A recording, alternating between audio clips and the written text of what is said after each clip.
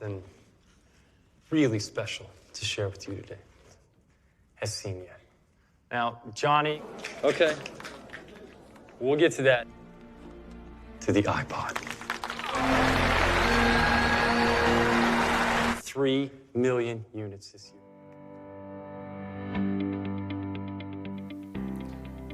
Selamat datang di Makna Film, channel yang khusus membahas alur dan memuat makna di balik sebuah film. Kali ini kita akan mengulik kisah yang bukan hanya sekedar menghibur, tapi juga memberi inspirasi yang luar biasa tentang bagaimana sebuah visi bisa mengubah dunia. Dari sebuah garasi kecil, ini adalah perjalanan seorang pria yang dengan berani melawan arus, membangun kerajaan teknologi, kehilangan semuanya, dan bangkit kembali lebih besar dari sebelumnya. Kita akan masuk ke kisah Steve Jobs, si pengubah permainan yang melihat dunia bukan dengan mata biasa, tapi dengan cara yang berbeda. Penasaran seperti apa kisahnya? Ya wes, jangan berlama-lama lagi. Segeralah siapkan kopi, jangan lupa matikan televisi, nyamankan diri, ambil posisi. Itulah tandanya kita masuk ke alur filmnya. Let's go.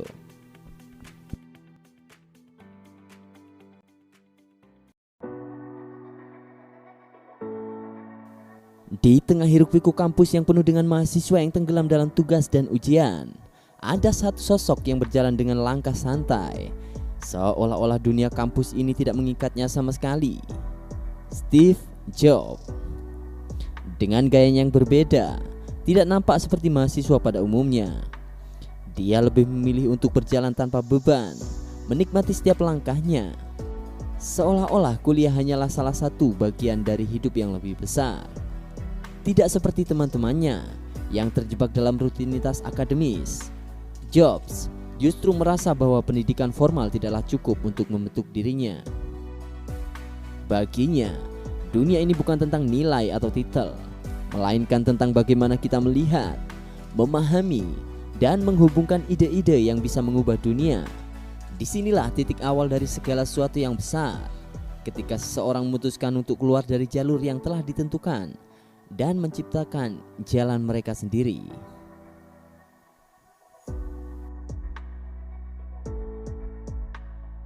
Setelah keluar dari dunia akademis, Jobs mulai bekerja di Atari, sebuah perusahaan game yang sedang berkembang pesat. Disinilah tantangan nyata dimulai. Atari memberi tugas Jobs untuk membuat sebuah game baru, sebuah tantangan yang jauh lebih besar dari yang ia bayangkan. Tetapi alih-alih merasa tertekan, Jobs justru melihat ini sebagai kesempatan untuk berinovasi. Dengan waktu yang terbatas, Jobs tahu bahwa untuk menciptakan sesuatu yang unik, dia harus berpikir di luar kebiasaan. Dengan ide yang terus berputar di kepalanya, dia mulai mengerjakan game itu sendirian, merancangnya di malam hari, dan memanfaatkan setiap peluang untuk memperkenalkan terobosan baru. Tugas ini menjadi lebih dari sekedar pekerjaan. Itu menjadi panggilan untuk menciptakan sesuatu yang belum pernah ada sebelumnya. Namun, Jobs tidak melakukannya sendiri. Dia tahu, untuk mewujudkan idenya, dia membutuhkan bantuan dari teman yang memiliki kemampuan teknis luar biasa. Maka, dia pun mengajak Steve Wozniak, seorang sahabat yang juga berbagi semangat inovasi, untuk bergabung bersama. Mereka memecahkan setiap tantangan teknis, mengubah ide-ide sederhana menjadi permainan yang memukau. Dengan kerja keras dan kegigihan, mereka mulai menyusun langkah pertama dari perjalanan besar mereka. Jobs, sang pemikir sejati, tidak hanya mencari cara untuk menyelesaikan tugasnya, tetapi untuk mengubah cara orang melihat dunia teknologi. Inilah momen di mana sebuah ide sederhana mulai berkembang menjadi sesuatu yang jauh lebih besar. What do you call a beautiful Polish girl? Lucky.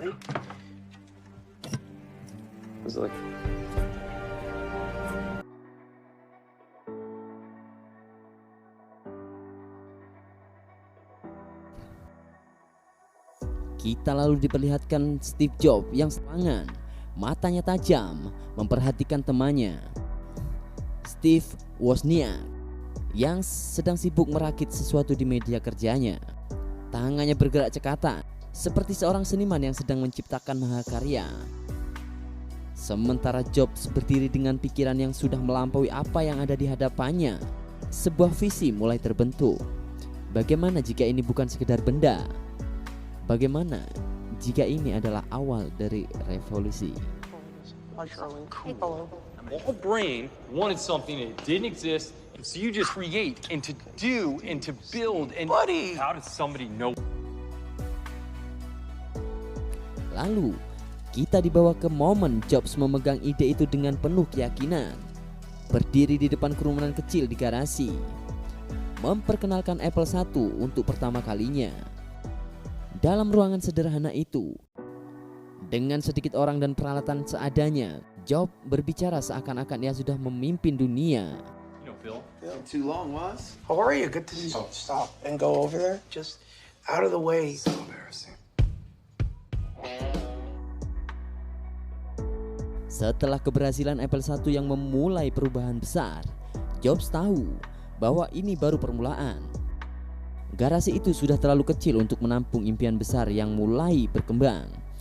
Seiring dengan perkembangannya permintaan, Jobs tahu bahwa untuk bertahan dan lebih jauh lagi, mereka harus melangkah ke generasi berikutnya.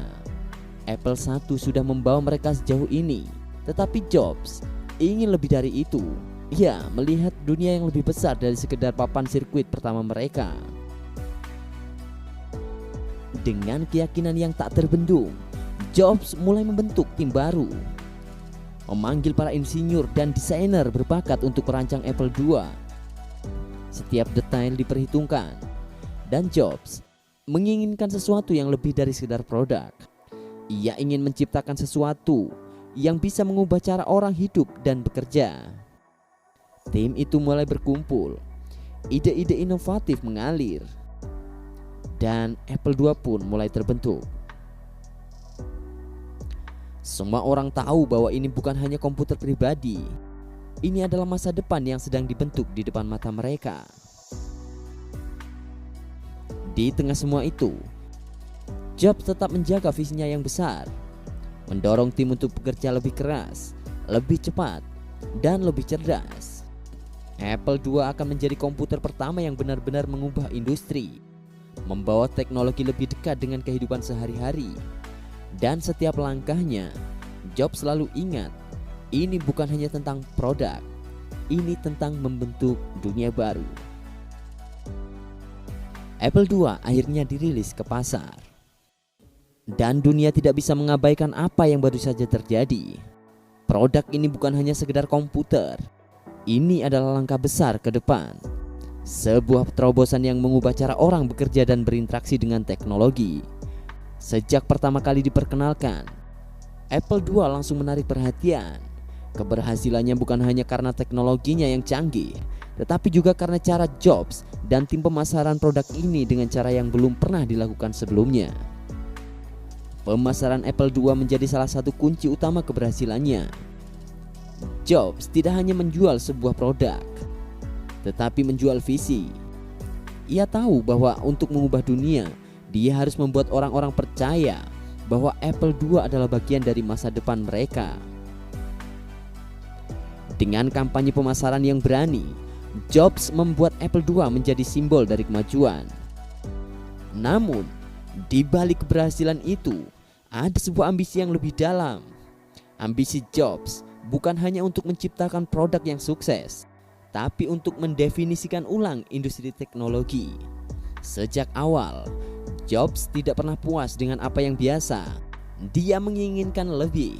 Setiap langkah yang diambil dalam membangun Apple II dipenuhi dengan hasrat untuk membawa dunia pada sebuah perubahan besar. Ambisi ini untuk sukses dan untuk mengubah dunia menjadi bahan bakar yang mendorong Jobs untuk terus bergerak maju. Meski terkadang tanpa melihat batasan, ambisi Jobs juga didorong oleh keyakinannya yang mendalam bahwa teknologi dapat meningkatkan kualitas hidup.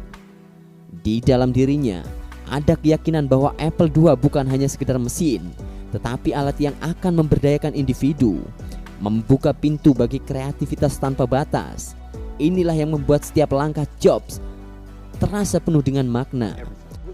And it starts with the little, just unforgettable. Asking for the fonts for months. But everything we're talking. Keberhasilan Apple II bukan hanya tentang angka penjualan atau keuntungan. Ini adalah buktinya bahwa sebuah visi yang berani dipadu dengan ambisi yang tak tergoyahkan dapat mengubah dunia.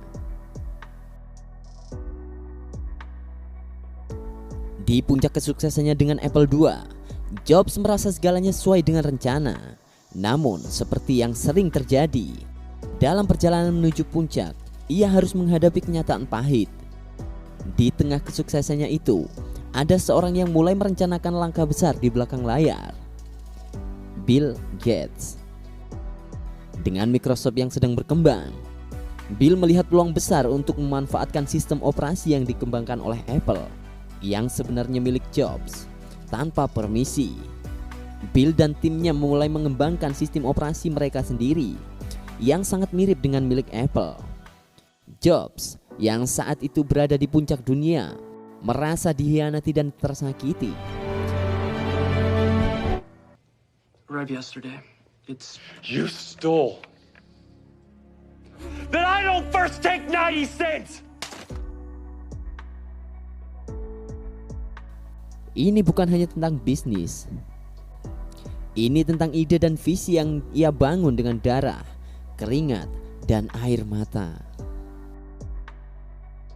Bill yang tampaknya bermain dengan cara yang lebih licik dan pragmatis berhasil merilis sistem operasinya untuk PC yang akhirnya menjadi fondasi dari kesuksesan Microsoft.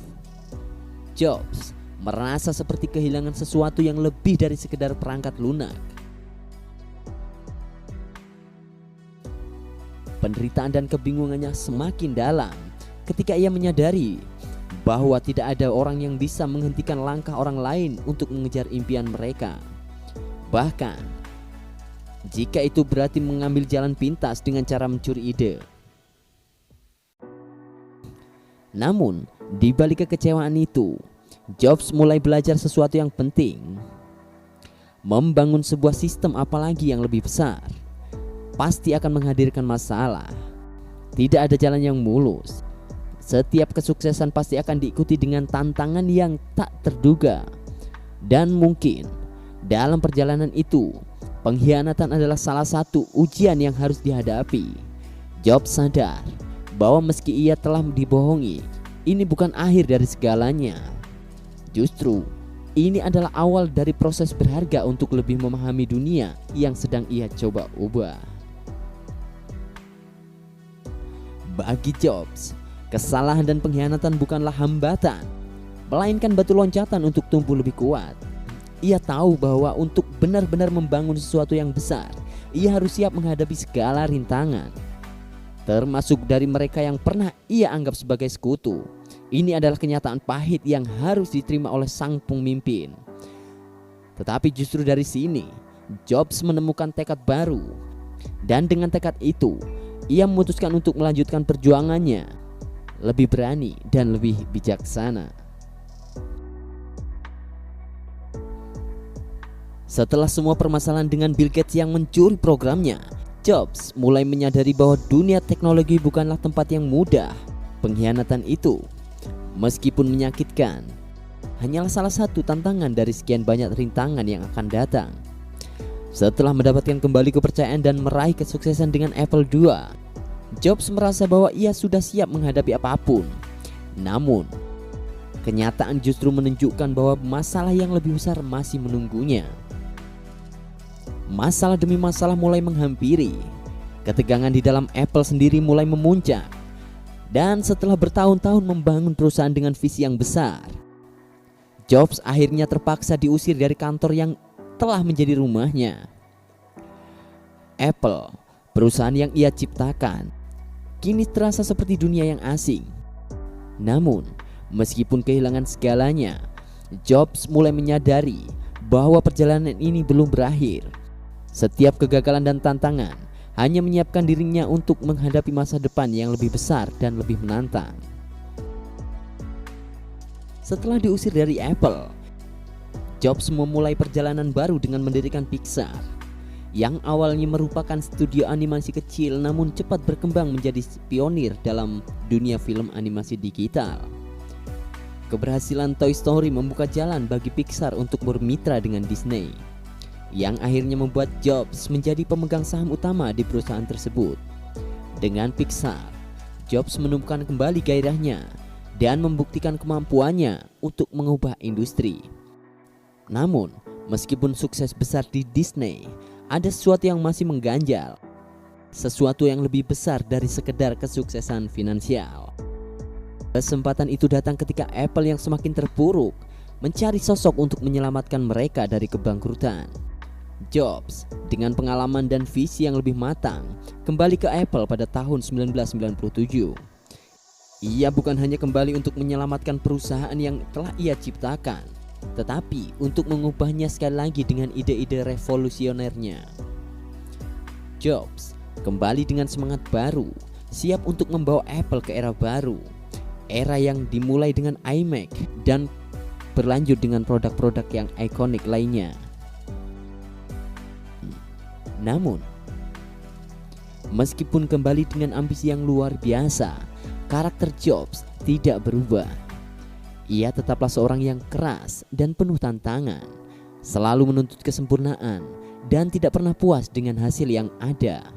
Pimpinannya seringkali membuat orang di sekitarnya merasa tertekan, tetapi bagi Jobs, itulah cara untuk menciptakan inovasi besar. Ia tidak peduli dengan proses yang rumit atau perasaan orang lain. Baginya, satu-satunya yang penting adalah visi besar yang ingin ia wujudkan. Jobs memiliki kemampuan untuk melihat dunia secara berbeda, tidak hanya sebagai peluang bisnis, tetapi sebagai misi untuk merubah cara hidup manusia melalui teknologi. Dengan sifatnya yang keras dan tak kenal kompromi, Jobs membawa Apple keluar dari krisis, membentuk masa depan teknologi dengan cara yang hanya bisa ia bayangkan. Kisah Steve Jobs adalah perjalanan dari kegagalan menuju kesuksesan yang luar biasa. Sebuah perjalanan yang mengajarkan kita bahwa untuk menciptakan sesuatu yang benar-benar mengubah dunia, kita harus berani menghadapi ketidakpastian, mengatasi rintangan, dan tidak pernah puas dengan hasil yang ada. Jobs mengajarkan kita bahwa kegagalan bukanlah akhir dari segalanya, tetapi justru batu loncatan untuk menemukan peluang baru yang lebih besar. Ia adalah contoh nyata bahwa kesuksesan datang bukan hanya dari visi yang besar, tetapi juga dari ketekunan, keberanian untuk berinovasi, dan tentu saja kegigihan untuk terus maju meskipun dunia tidak selalu berpihak pada kita. Dari kisah hidupnya, kita bisa belajar bahwa untuk menjadi pengubah permainan, kita harus berani mengambil resiko, bahkan ketika itu berarti melawan arus. Steve Jobs tidak hanya menciptakan produk teknologi, ia menciptakan sebuah cara hidup yang baru, sebuah dunia yang lebih terhubung, lebih efisien, dan lebih penuh dengan kreativitas. Jadi, apa yang dapat kita pelajari dari perjalanan hidupnya?